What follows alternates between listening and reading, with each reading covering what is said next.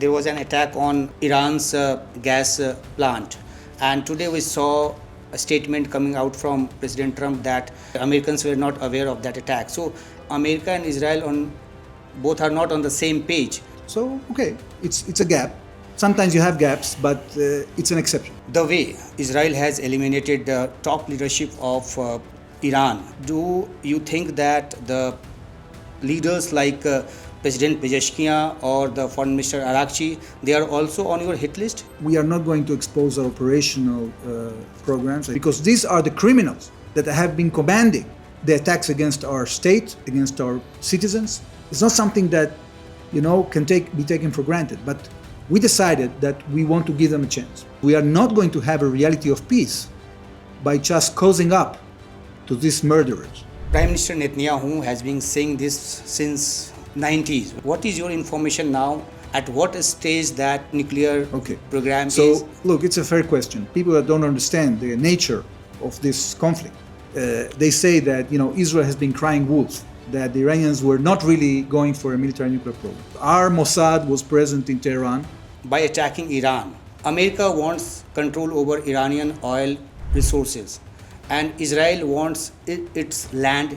We are taking the measures that are necessary to defend ourselves, and we do not want to gain territory from our neighbors. We were very clear for that.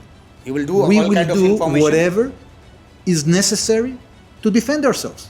There has been a propaganda machinery trying to explain their aggression towards us by these aspirations of expansion. There is one much talked concept about the greater Israel. This is absolute nonsense. When you see as big breaking news in Indian media about the well-being of Prime Minister Netanyahu, they have fun, so let them have fun. You can continue lying once, you can lie again, but at the end of the day, everybody will see the truth. There are people in India, they allege that Israel did a genocide in Gaza. You can be critical of Israel. We are not perfect, and we are ready to engage with anybody that has an opinion on whether Israel did the right thing or the wrong thing at any given moment. Prime Minister Modi and Prime Minister Netanyahu is a very good friend. Is it true that Prime Minister Modi trip was used as a shield? In advance, this intelligence opportunity is going to come so soon after the visit. Prime Minister Netanyahu and Prime Minister Narendra Modi, these two leaders are very, very close to each other. They are true friends. They have been leading this relationship with a lot of resolve, and thanks to them,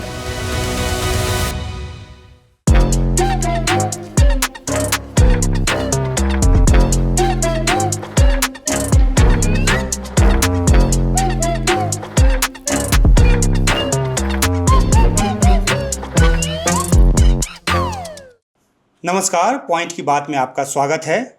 आज मुलाकात एक ऐसी शख्सियत के साथ जिनको आप सभी सुनना चाहेंगे, ख़ास तौर पर इसलिए क्योंकि ईरान, इजराइल और अमेरिका युद्ध न सिर्फ चल रहा है बल्कि लंबा भी खिंच रहा है, और ऐसे में युद्ध से जुड़े तमाम पहलुओं पर बातचीत ज़रूरी है।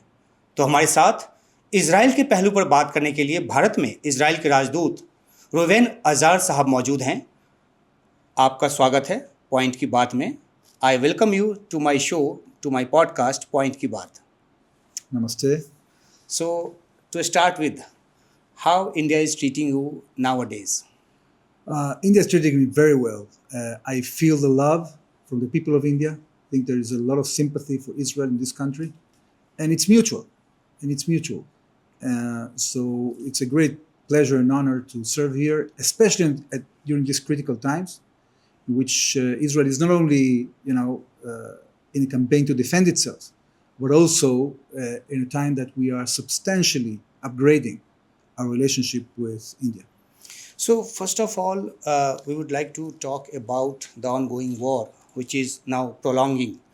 So my first question to you is that is there was any miscalculation at the part of Israel, or you think that it is going on the expected lines, the way you thought that, okay, this war will go long?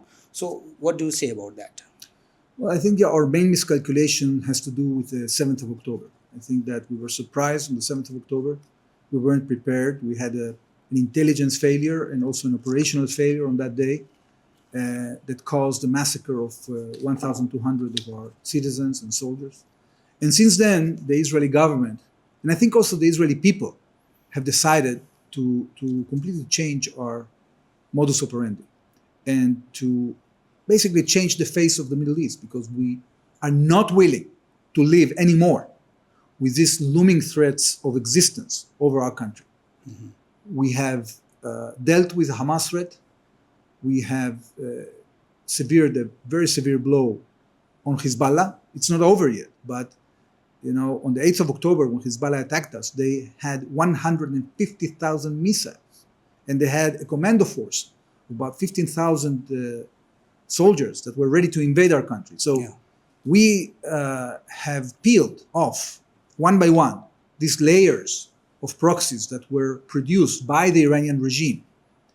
And at the end of the day, we got to a situation that we can attack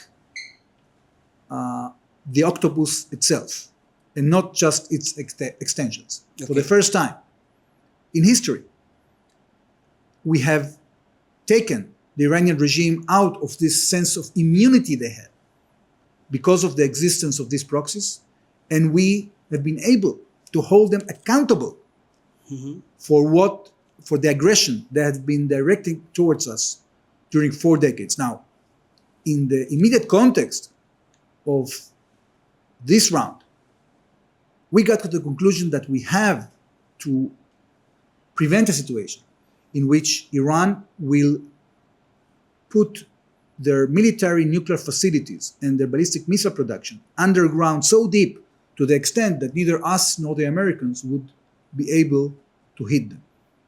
If the Iranian regime would have achieved that, it means that they would still have an operational possibility of annihilating the state of Israel exactly like they committed. Okay. So we felt we had not only the right, but also the duty to act immediately in order to remove these threats. Now, in terms of expectations in this round, I think that we are pretty much on track. Okay. We are pretty advanced when it comes to achieving our military goals, but it's not over. We still have a way to go. It's still going on. So, the way Israel has eliminated the top leadership of Iran, not just the supreme leader Khamenei, but also Larijani now, and intelligence chief, many IRGC commanders. So where you are going to stop? Do you think that the leaders like President Pezeshkian or the Foreign Minister Arakchi, they are also on your hit list? You also want to target them, eliminate them? Well, I don't know. We are not going to expose our operational programs. I think that the entire leadership of Iran is responsible for the aggression against the state of Israel. We have the right to take action. We will continue pounding them. We will continue taking out their capabilities, both when it comes to net military power, but also when it comes to the decision makers, because these are the criminals that have been commanding the attacks against our state, against our citizens, and by the way, they have been also commanding attacks against their own citizens, killing tens of thousands of citizens only a few weeks back. So I think, we have said at the outset that we want to remove this existential threat, but what we want to do in addition to that is to open the way for the Iranian people to embrace their future, meaning that we are not going to invade Iran. I don't think the United States is going to invade Iran either. But so you are ruling out boots on ground from Israeli side? Well, they are not needed for the sake of the threat that we are dealing now. We might have, commando forces here and there doing different missions, but we do not intend of having a full ground invasion of Iran. I don't think the Americans are planning that either. But what we want to achieve is a situation in which those millions of people that are sick and tired of this regime, that has been killing them, torturing them, raping them, oppressing them, cutting their internet, oppressing their freedom, that they will feel comfortable enough. It's not that easy when you have such a repressive regime of people that are willing to kill their own citizens point blank. It's not easy to revolt. It's not something that can be taken for granted. But we decided that we want to give them a chance. But the way you people are saying this thing for long enough. Do you see any kind of hope on ground? The way you are saying that Israel wants to help Iranian people, local people, but do you think that level of anger is that much there on ground in Iran so that it will help in changing the regime? Well, there's not a clear answer on that. We'll have to wait and see. I can tell you what we know for sure. What we know for sure is that our capabilities to penetrate the echelons of this regime are only growing. Only yesterday, we've been able to take out their intelligence chief. Yes. It's the same person that a few months back, after we did the previous operation, Rising Lion, in which we attacked the nuclear facilities, he said that the regime has arrested all the Mossad agents present in Iran. The same person we took out yesterday. So apparently, his assessment was a bit wrong, okay? As time passes, we are getting more cooperation from Iranian citizens inside the Iranian territory. It means that our capabilities to undermine this regime is only improving. It will continue to improve, even after the cessation of hostilities. The way you are eliminating top leadership of Iran, I'm coming to that question once again, because one thing which India also says that there cannot be a solution out of the war at any point of time. Both the party, in terms of Ukraine or Russia, or in this case Israel, America and Iran, will have to go on the table.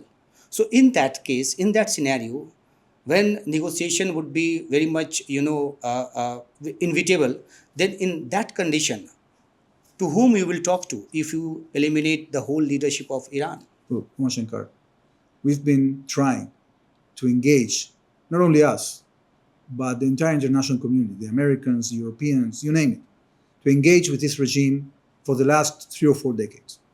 Okay? And each time and again, it ended up with them manipulating us and advancing their plans for regional hegemony and for producing existential threats against the state of Israel. Enough is enough. We have to understand that in international politics, not everything has a solution. Okay? And not all the people are sensible to the extent that you can talk about them about a solution. If they are refusing to get to a sensible solution, and they are committing all these crimes and attacking and killing so many people, they have to be held accountable.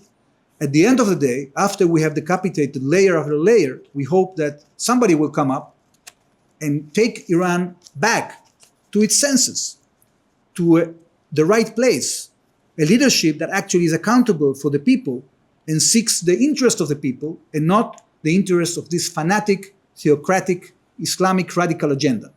Okay? If they really care about their people, about their prosperity, about the economy, about the hopes of freedom of their people, they will engage in a positive way. And believe me, history already proved that when our enemies renounce their quest to destroy us, peace is very easy to achieve. So yes, we support the Indian approach of diplomacy. This is also our approach. But you have to meet the approach with a reality on the ground. Because we are not going to have a reality of peace by just cozying up to these murderers. Okay? We need something more powerful than that. So one of the main aim, which is being told time and again, that US and Israel both want that there should be no nuclear capability with Iran. So the primary aim to attack Iran was that only.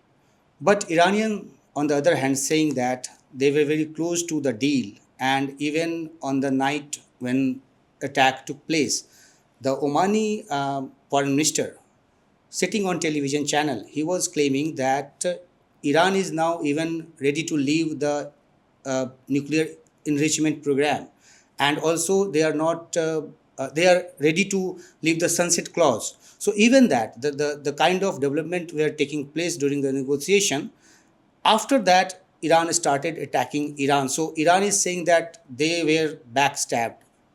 So what do you say on that? It's an absolute lie, and I'll tell you why. because even the Iranians themselves admitted that they are refusing to discuss their ballistic missile program, although it's also an existential threat. And they're refusing to discuss their support for the proxies, which is a crime against us. Okay? And even in the nuclear realm, what the Omani says is not a real representation of what's going on, because the Iranians haven't renounced their so-called right to enrich on their soil, which, from our perspective, they lost their right from the moment they started cheating the IAEA and enriching not just the JCPOA, but the safeguards agreement. Okay? So you cannot cheat the international community time and again and expect that you will continue to enjoy the rights that emanate from an agreement that you don't respect. It's ridiculous. The Iranians were very far from a situation that they actually climb up to the demands of the United States, and that's why the United States decided to attack them. So if we come to the nuclear point again, Prime Minister Netanyahu has been saying this since 90s, when he took office for the first time in 1995 or 96 till 99. So first time he made the comment that Iran is very close to make the nuclear weapons, and till date he is saying. So my point is that what is your information now? At what stage that nuclear program is? So look, it's a fair question. People are saying, people that don't understand the nature of this conflict, they say that Israel has been crying wolf, that the Iranians were not really going for a military nuclear program. So my answer is very simple. First of all, we had the information. We actually exposed the information time and again, especially when we exposed their nuclear archive, if you remember, a few years back, that the Iranians had a military nuclear program. Okay? Number one. Number two, the reason that they didn't achieve the goal of building a nuclear weapon was not because this so-called fatwa of the leader and all these ridiculous stories. It's because we impeded them from achieving that, because our Mossad was present in Tehran and we entered into sabotage of different supply chains that impeded them from advancing with their program. So they didn't relent. They continued to build their capabilities because they were very determined to build a nuclear arsenal, and they still are. And that gave us no choice but to take military action eventually. But you also took a military action last year, June. There was a 12 days war. And then US and Israel both claimed that the nuclear capabilities of Iran has been totally destroyed. Then how now again you are saying that they are close to have the nuclear weapon? Well, fair question. The reason we attacked in June is because we had clear intelligence that was presented to our decision makers, and we also shared it with the Americans, that the Iranians decided to sneak out to a nuclear weapon, to actually work on an explosive device that would take their enriched material that they have amassed, and transform it into an actual device, a weapon. Okay? So we had no choice but to neutralize that. The reason we attacked now, as I told you, is because they were taking that capability and try to bury it so deep underground that we won't be able to attack it again. And we had to prevent it now. We didn't have any choice. Okay. So some experts, they say that by attacking Iran, America has a different aim and Israel has a different aim. America wants control over Iranian oil resources, and Israel wants its land get expanded in neighboring areas like in Lebanon, and the way you have started ground operation. So that is also being seen with a lot of doubt. So what would you say on that? Look, if Israel was about expanding, we didn't have to wait for so many years.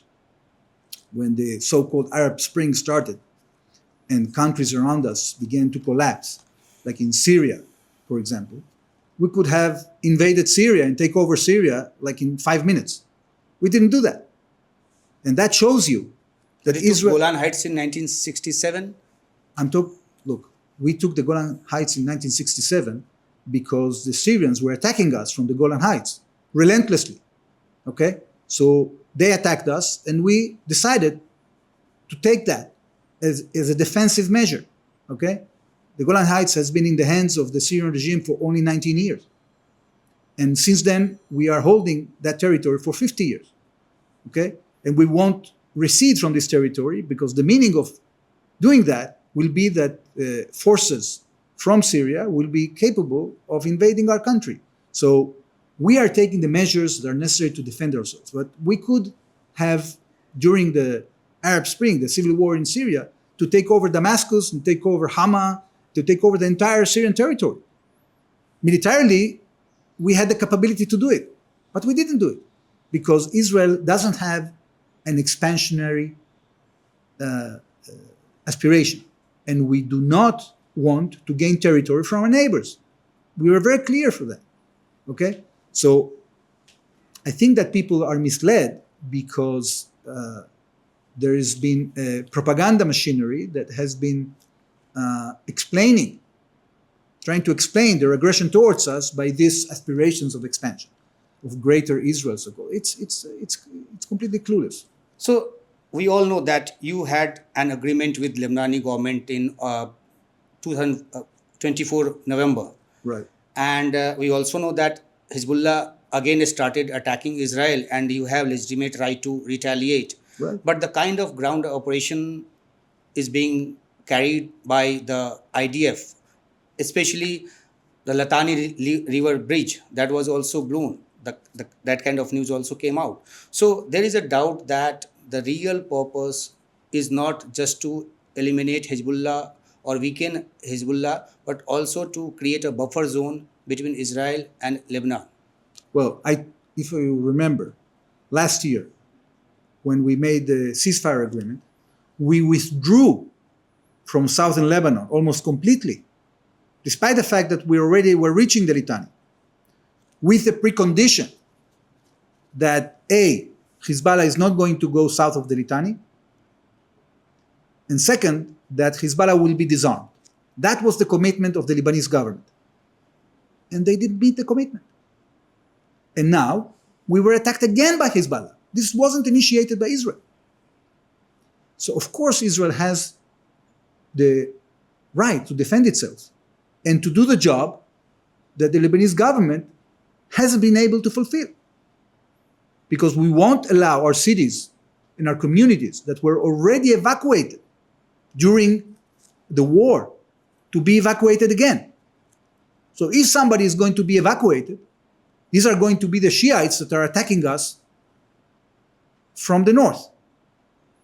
We are going to be very clear that we are not going to agree to go back to the situation in which our cities are attacked. And therefore, we will have to find a solution in which either the Lebanese government is empowered and has the capability to disarm Hezbollah, and we have a commitment from Hezbollah to disarm, and if not, we are going to do whatever we see fit in order to defend ourselves. So, but you will not take any inch of land of Lebanon. You will do We all will kind of do information. whatever is necessary to defend ourselves, because clearly the Lebanese government hasn't been fulfilling their commitment, and therefore we have the right to defend ourselves, including from within Lebanon.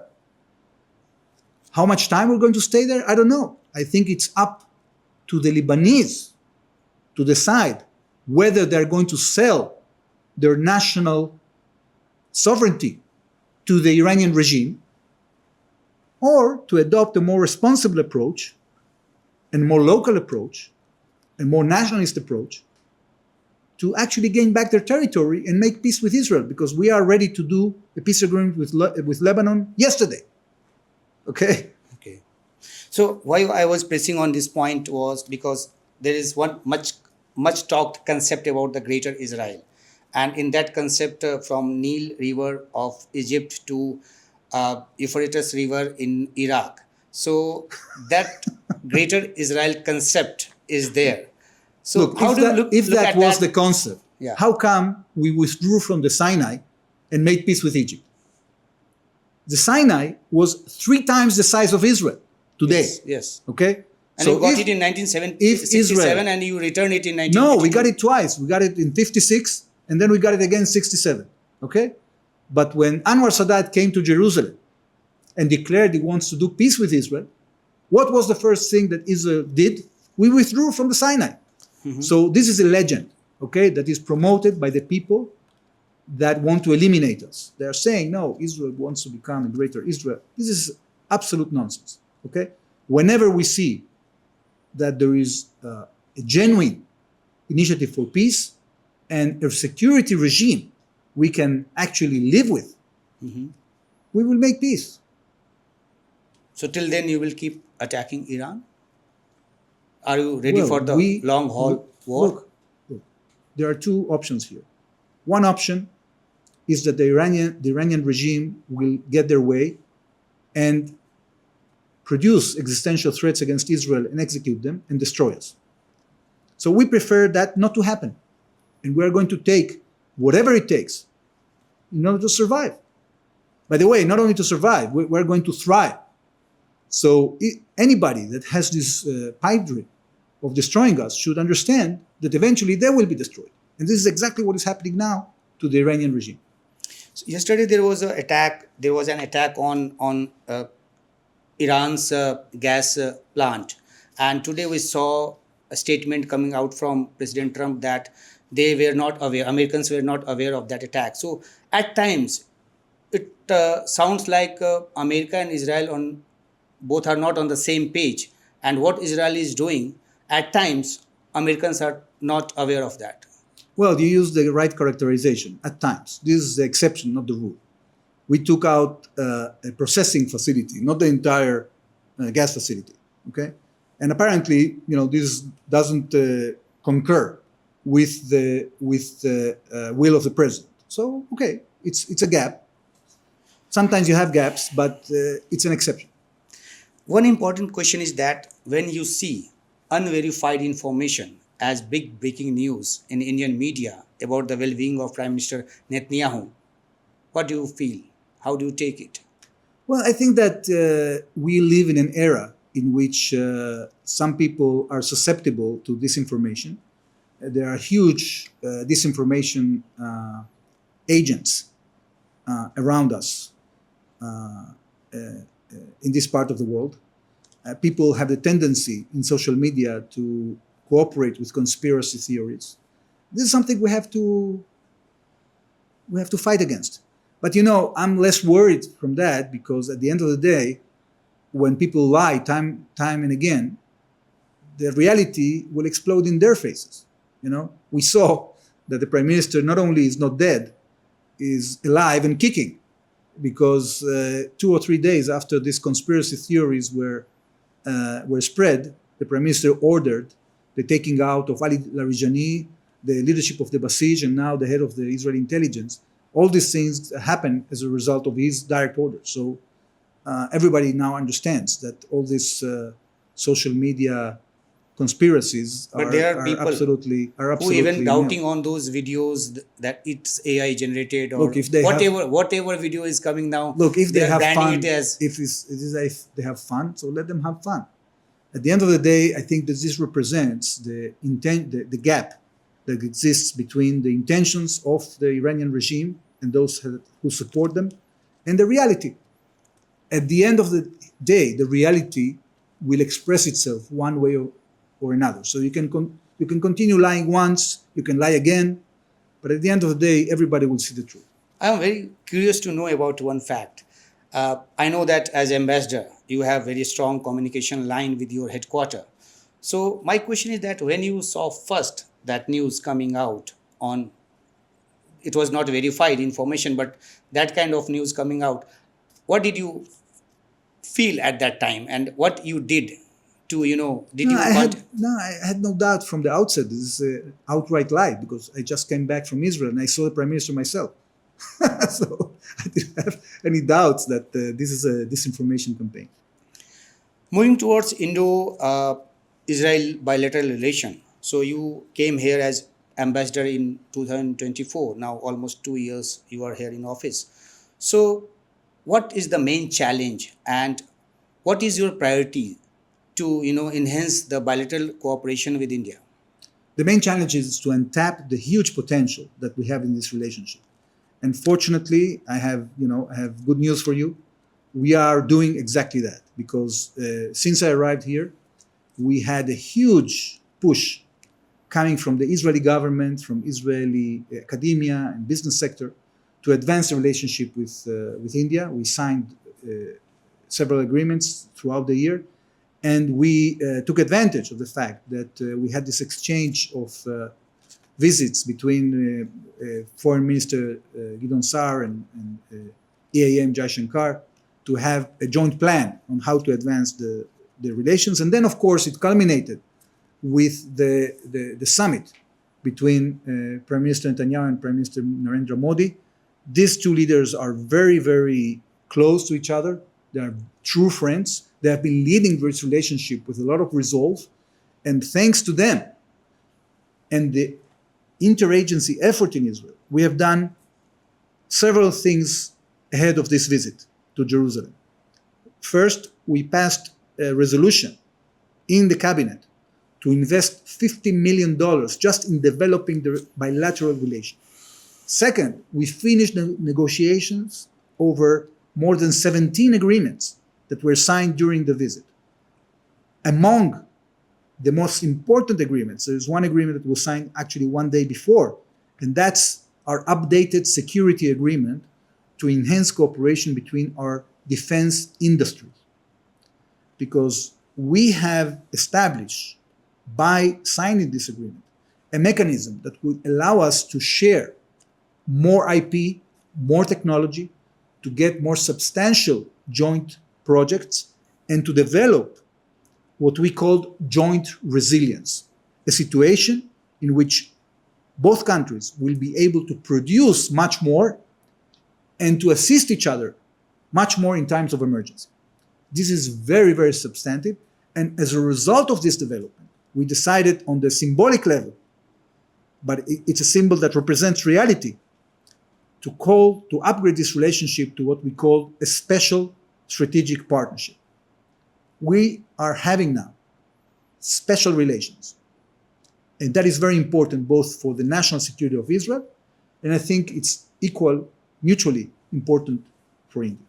We all know that the government of India and the government of Israel both are having very good relation, and relation is going upward and strengthening more and more every day.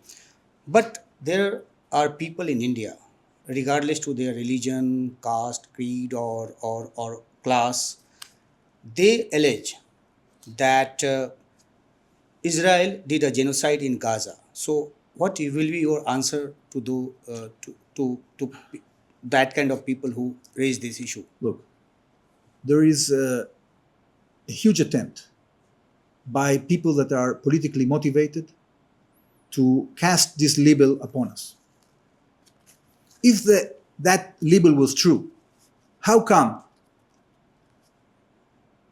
600,000 children were vaccinated in Gaza Strip after this war, which is the biggest number of the number of children that were vaccinated before the war?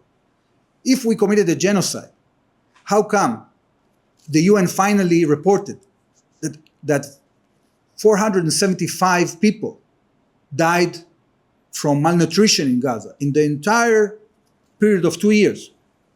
Very tragic, 475 people. But that's not a genocide.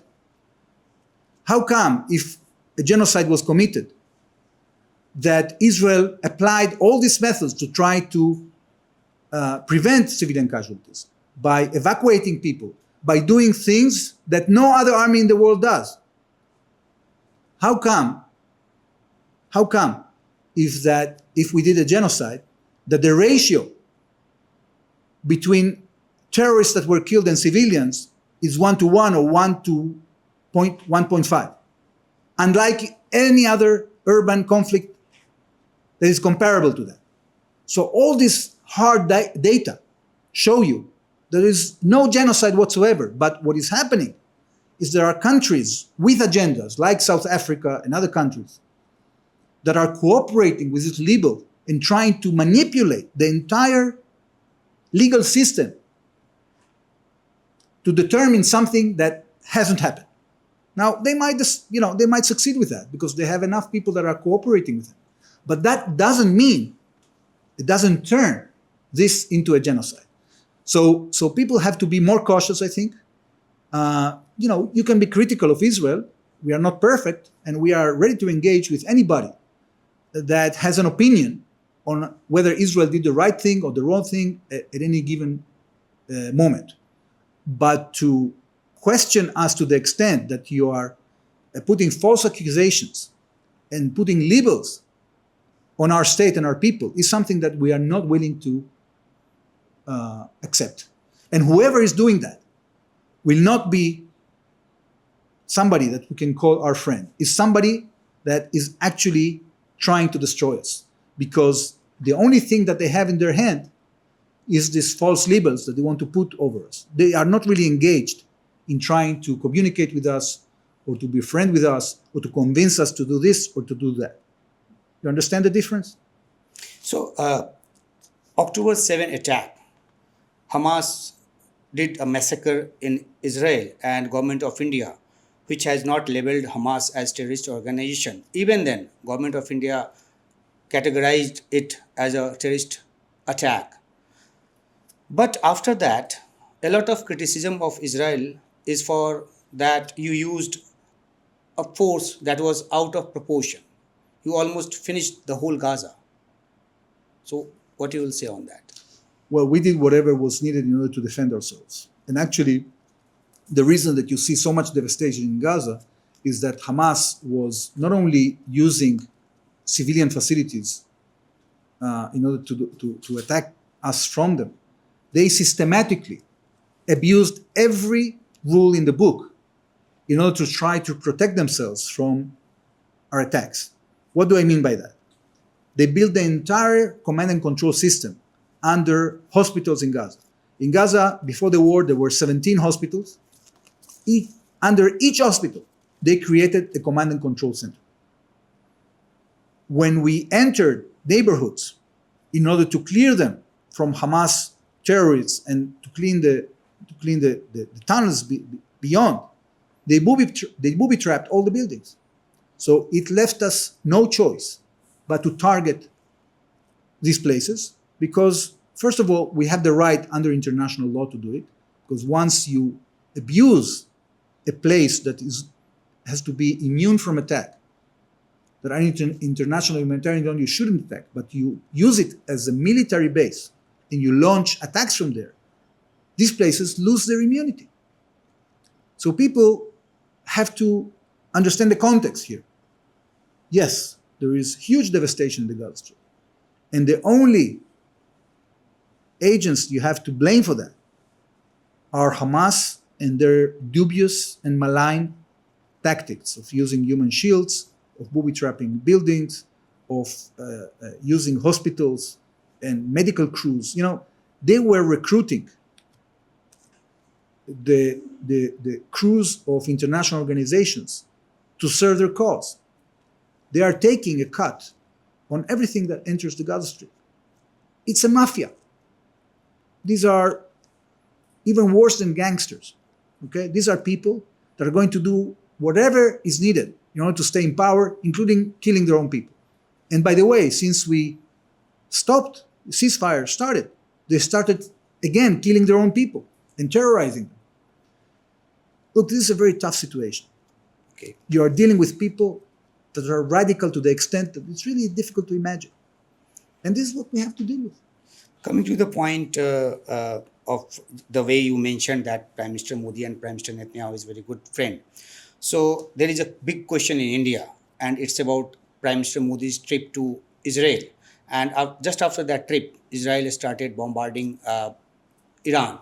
So many people here, they say that Israel used Prime Minister Modi as a shield because they were having the plan to go and attack Iran. So what would you say on that topic? Is it true that Prime Minister Modi trip was used as a shield because you were wanting some more time? No. That Look, kind of thing? The situation was volatile, everybody understood that, but the operational opportunity to start this operation came only about 2 days after Prime Minister Modi left. And the cabinet took the decision on Saturday to start the operation. Okay? So he left on Thursday, I believe. So we couldn't have known in advance that this intelligence opportunity is going to come so soon after the visit. So we couldn't, once we got the opportunity, to miss the opportunity. And that's why we did it. But it hadn't had any relation whatsoever to the visit of Prime Minister Modi. So India is being seen as an emerging global power. What kind of role you see India can play to bring peace in Middle East? I think India is playing an amazing role already in West Asia, because a lot of the economic activity that is happening in the Gulf is happening as a result of the interaction between the Gulf states, Israel and India. And thanks to the rise of India, but especially as a result of the trade agreements that India has signed now with the major trade blocs in the world, the quantity of economic interaction, not just trade, but also industrial cooperation, infrastructure cooperation, financial cooperation between India and the rest of the world is going to multiply itself. You're going to see trillions of dollars of merchandise starting moving east and west from India.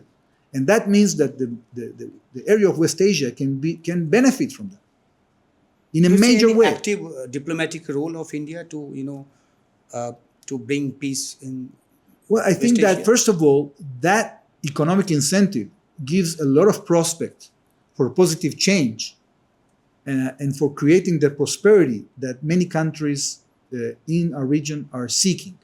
Okay, both Israel, the UAE, Saudi Arabia, Bahrain, many other countries in the region.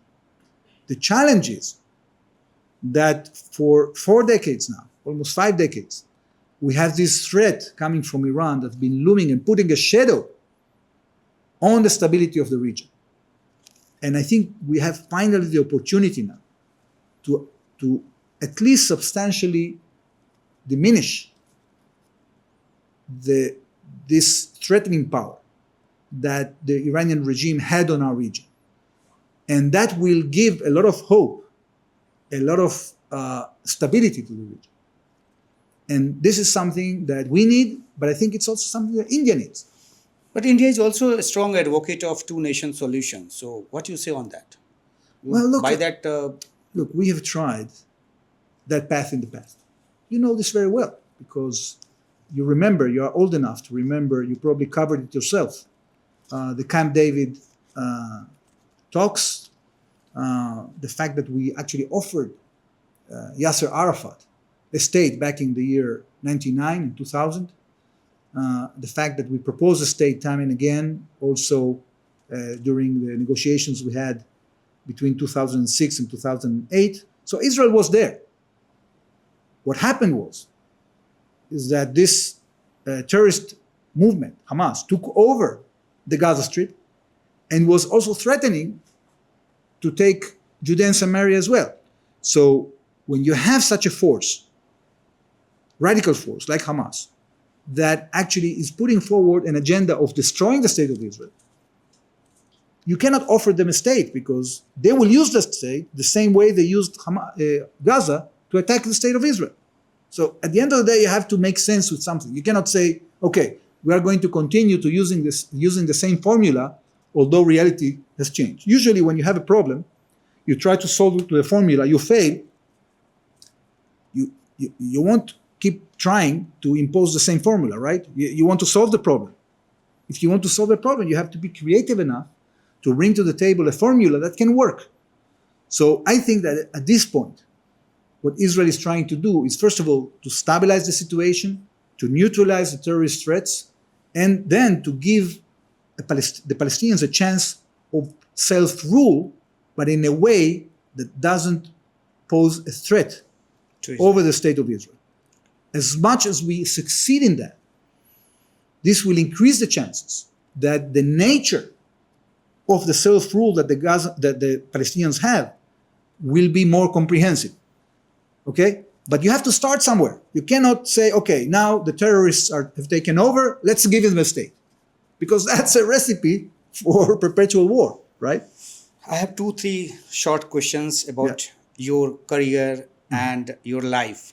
If you allow me for 2-3 more minutes. Please. So I did a research on your career, and I got to know that you born in Argentina. Yes. Then you moved to Israel, and so this journey, how it shaped your life, your career, and what all you experienced in that coming from Well, Argentina. first of all, my journey didn't start in Argentina. The journey of my family started much earlier in the land of Israel. Okay. My great-grandfather came on mules from Aleppo to Jerusalem at the beginning of the century. And my grandfather was born in Jerusalem. And the family had to leave in 1915 because of the famine that happened as a result of the opening of the First World War. Hence, we had to go to Argentina, but we came back. Okay. We always come back to Jerusalem, because Jerusalem has been the epicenter of our existence, the existence of the Jewish people, for more than 3,000 years, since it was established as the capital of our nation. You know, by the way, Jerusalem was never the capital of any state but the state of Israel. Each and every time that you had Arab or Muslim rule over the land of Israel, they never determined that Jerusalem would be the capital. And that tells you something about the difference between the indigenous nature of the Jewish people and our connection to Jerusalem. So I have a personal bond with Jerusalem as well. Yeah, and you also served in Israeli army before joining diplomacy. So how it shaped your thought process and the way you speak, the eloquence you use. So yeah, there's no doubt that because we have conscription in Israel, and we have a mandatory service of 3 years, that the experience in the army is very influential when it comes to setting up your character, influencing your character, creating a bond of commitment to the state, and also acting as a melting pot of Israeli society. And it doesn't end there, because after regular army, you have reserve army. And I've been serving in the reserve army, all in all, for about 20 years, with different gaps when I went to represent Israel abroad. But largely speaking, it's an experience of a lifetime. And you also worked in Jordan, Egypt, Romania, and now in India. So how you feel here in a different manner? Because you well, first of all, the motivation I had to serve in the foreign ministry was the quest to make peace with our neighbors. I was in the army. I served in different parts of Israel, of the territories of South Lebanon, and I studied Arabic in school, because really I wanted to know our neighbors. And after I finished the army, and I finished the university, and graduated to be accepted to the cadet course, the first thing I asked is to work on our, in the department that deals with relations with our neighbors. And that's how I was introduced for the first time to the negotiation with the Palestinians. And I visited Gaza many times during the time of the peace process, and also cities in the West Bank, Judea and Samaria. And then I went to serve in Egypt. Really, it was an amazing time. The 90s were maybe in retrospective, we were very naive, because we thought that actually time is ripe and we can really negotiate peace agreements with all our neighbors. Unfortunately, we got it wrong when it comes to the Palestinians, and we were basically cheated by Arafat. But we woke up too late to that mistake during the Second Intifada, when he launched this campaign of terror that killed more than 1,000 of our civilians. But I had this enthusiasm as a young person to actually mend fences and try to see what we can do, to build what is necessary to have good relations with our neighbors. I worked a lot on economic projects.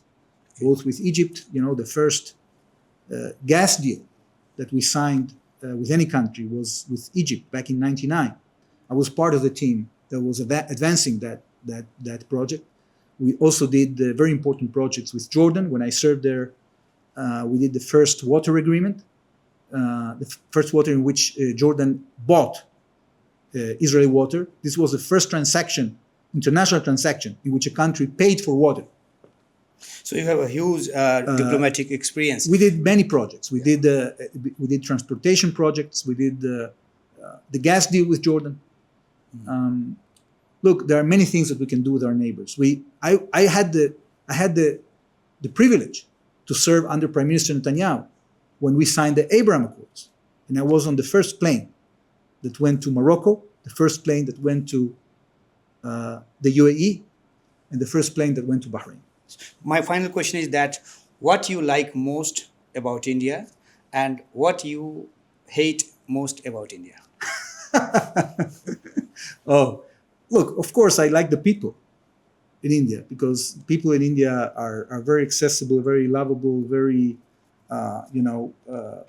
they approach you with warmth that is very appealing to Israelis.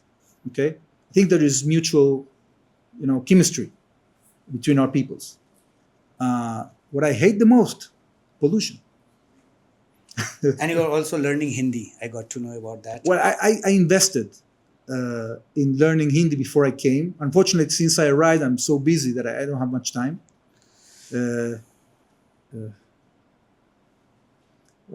I could try to say some sentences. Just one sentence, whatever.